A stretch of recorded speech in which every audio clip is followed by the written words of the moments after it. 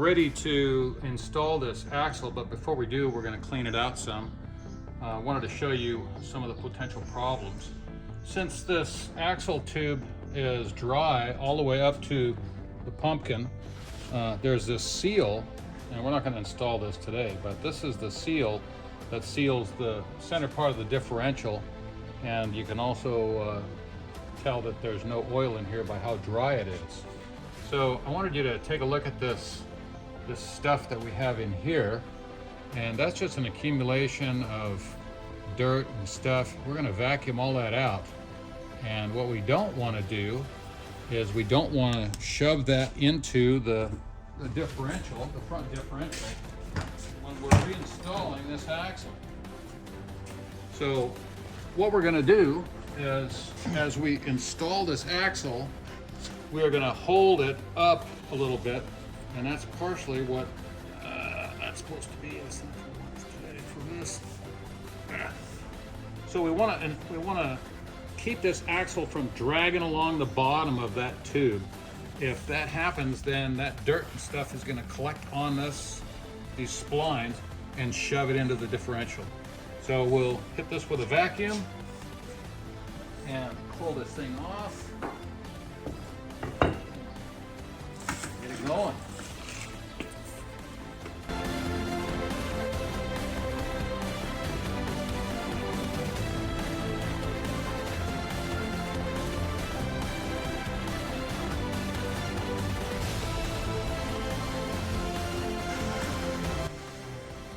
Grab our flashlight. I'm going to look down there.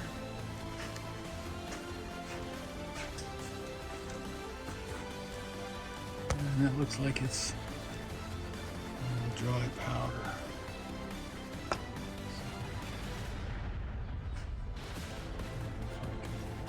See that down in there. Give it a moment to try to focus. See how that looks. That looks good. Okay. Good.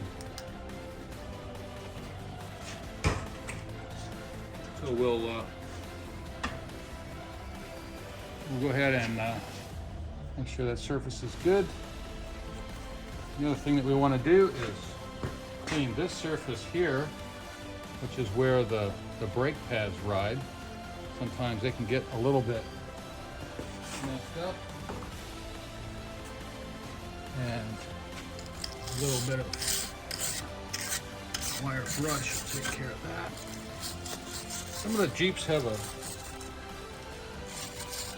metal piece that goes over the top of this and protects this, and that's also what those brake pads will ride on. But we're just looking for any kind of indentations on there, any kind of wear from the brake pads that would cause them to catch. So if it looks like there's a fair amount of crud on there, then you can hit it with a file real lightly.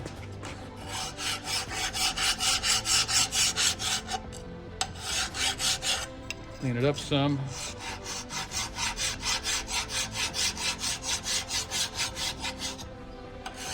And on this surface too.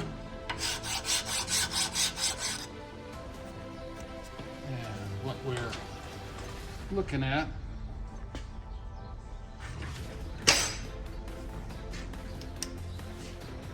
you can see that area right there where one of the brake pads was riding, and right there, you see that can catch that brake pad, and that one is a little bit excessive.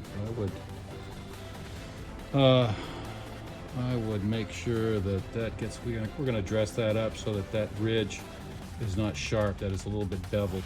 We're not going to replace this whole piece because that includes the upper and lower ball joints. That's not something we're going to get into right now, but we just don't want those brake pads to catch on this.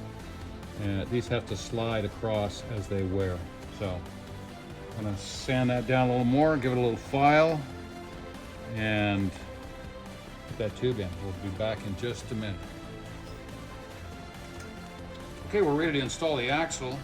We have all the clips in, and this has to be nice and free. That's how you know you got those needle bearings in there the right way. And while we're installing this, as we said earlier, I want to try and support this so that it doesn't drag along the bottom, especially on the outer edge.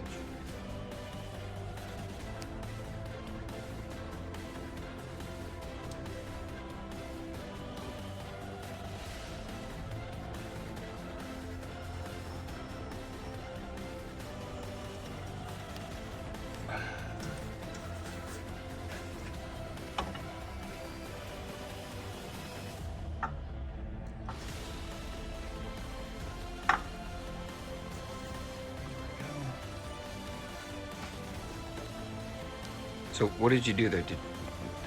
Did you have to turn it around so the grooves would fit? Well, the grooves are not lined up there yet, but what I did was I supported it and turned it slightly to try to climb it up onto that seal. It's all kind of feel. There we go. That's it. So it goes in there nice and tight. And our hub. Little shield.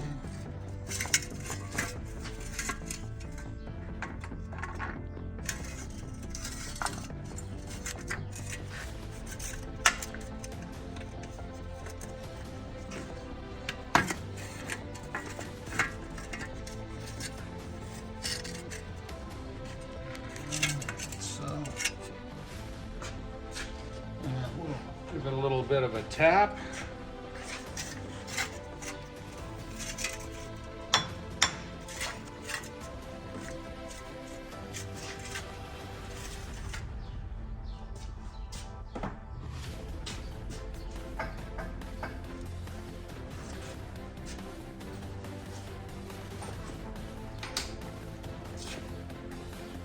We're washing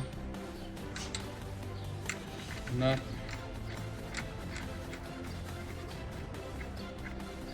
Use impact on this.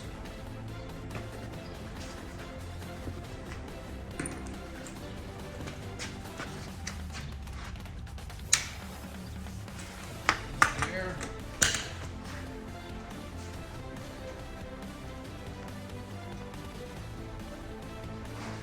We normally turn off the air because we've got a leak at the end of this air hose that we haven't repaired yet. We don't want the compressor running too long. So we will get that taken care of one of these days. So anyway, that's all.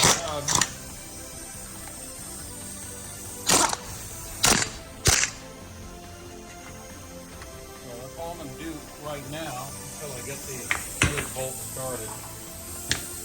The ones that go in from the back. And what we'll do is, as we said earlier, we'll go ahead and clean these up and then hit those with the anti-seize, which we didn't do before. So we'll take a quick break and go do that.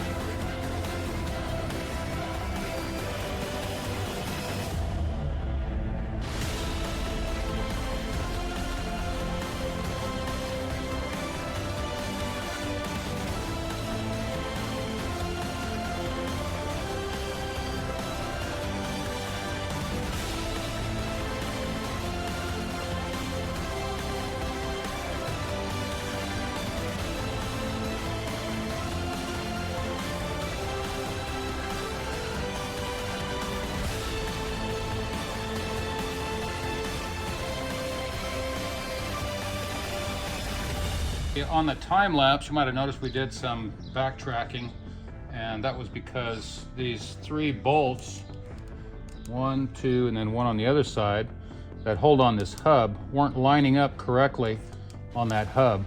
So we wanted to make sure that that was taken care of, as that makes a big difference on how the whole thing comes together. Anyway, this is also a good example, or a good way to show these bolts, these 13 millimeter 12-point bolts, they go through and they terminate on the outside here of this hub that they hold on. This is the exposed portion, and this gets all the weather and all the road grime and everything else like that. And you can see there's a few threads that are out there also. This is what I was talking about earlier with cleaning these off so that you don't run that crud through the hub. That'll just damage it. So we've hit this with some anti-seize to make sure that this is going to go in there smooth, and we ran these in almost all the way by hand. We don't want to cross thread that. That would be a big problem. So we also put some anti-seize on the slide surface here, and turn this around. The other thing we did was we had to loosen this nut again, but that wave washer, before it goes on there, we want to make sure that this castlized retainer is going to line up with the hole that the cotter key is going to go through. So you can see if you just put it on like that, that tab is going to be in the way. So you move it over one, that's okay. Move it over another, that was okay. Another that's in the way. And so that's pretty good. That's going to just want to make sure that that has plenty of room to allow the cotter key to go through. And then you'll put the wave washer on, and this will just go ahead and put some tension on there, like so. Grab our cotter key.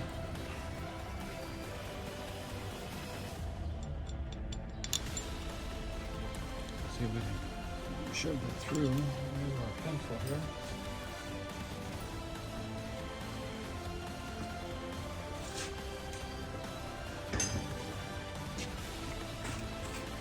Sometimes you have to straighten these up a little bit.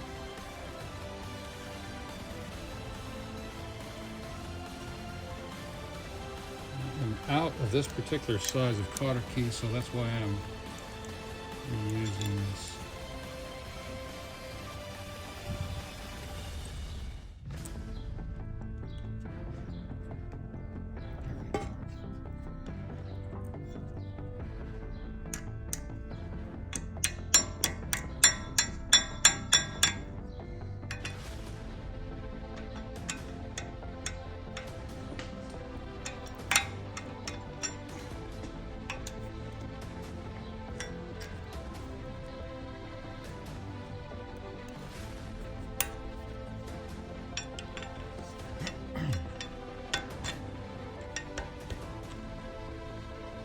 Side here.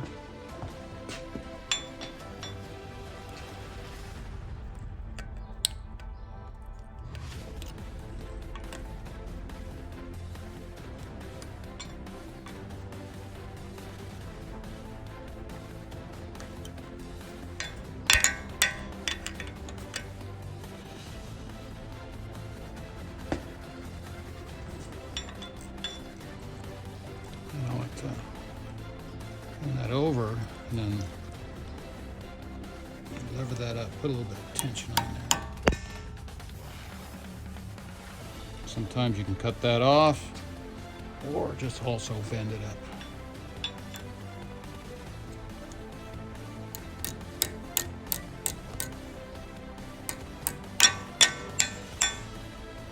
There you go, that should do it. Some people like to lay these flat. Either way, I don't think that's going to cause a problem. The rest of this is just putting on the rotor and then putting on the caliper, which we have hung up here on a spring, so we don't have to worry about tweaking that hydraulic brake line. Looks like we might need some pads here pretty soon. So push this around. So this is kind of right. Yeah, that's fine. It's not an issue. bowl. Yeah, Oh, it'll be fine like that.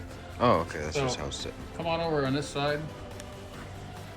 And so sometimes you'll have to squeeze this to get that brake pad and that piston back in the caliper housing a little more, but we are going to try to just lift it on there. And that's not really happening, so we're going to grab a pair of panel locks, give just a little bit of a squeeze.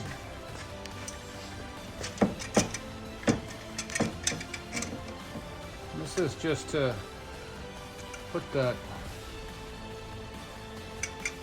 piston in there a little bit more, so we've got a little bit more room to maneuver. Getting this on there. So there we go, that's all it takes. Also lever it with a screwdriver.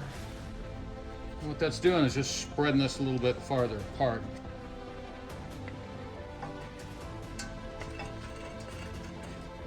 A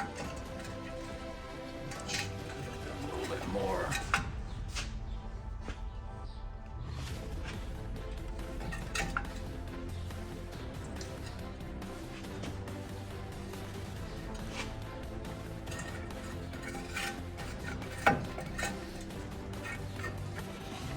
Are going to give that another squeeze.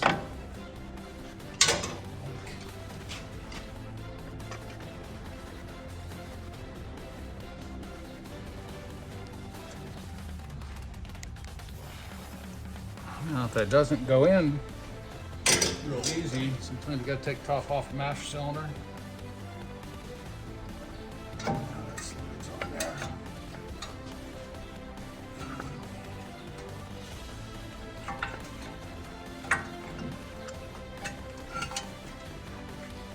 What we're doing is we're catching on this lip.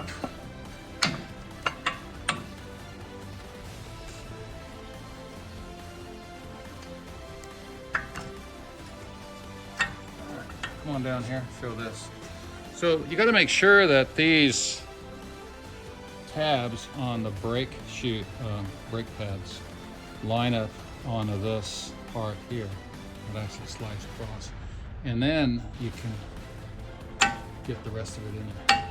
So, you know, the hub will get on there, or the rotor will get on there nice and tight as soon as we crank down on the lug nuts. Here's our two bolts that hold on the caliper. Once again, we want to make sure, darn sure, that we start these all by hand. You don't want to force any of this stuff. It just causes all kinds of problems to try to undo something that is cross-threaded. And as far as cleaning up these parts, this is one advantage that you're going to have if you do this yourself, because you got all the time, as long as you're not blocking your own driveway or the wife's not complaining, to clean up these parts the way you see fit. Take your time. A lot of times in shops, they're under a lot of pressure to get that job done quick. So